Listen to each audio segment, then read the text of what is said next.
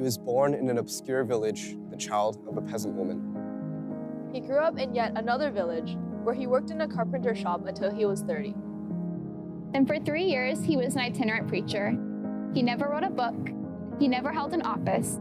He never had a family or owned a house. He didn't go to college. He never visited a big city.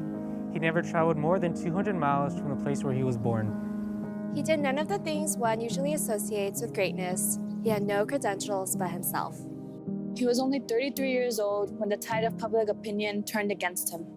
His friends ran away, and he was turned over to his enemies and went through the mockery of a trial. He was nailed upon the cross between two thieves.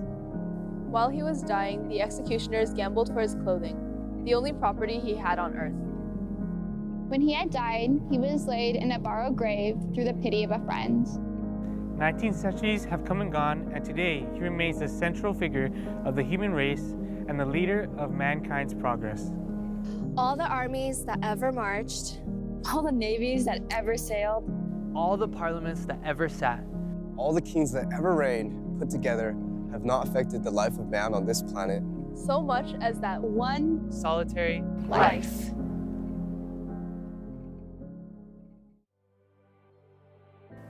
Because of Jesus' life, I went from a life without hope, chasing after comfort and security, to a community filled with meaning, purpose, and hope for eternal life.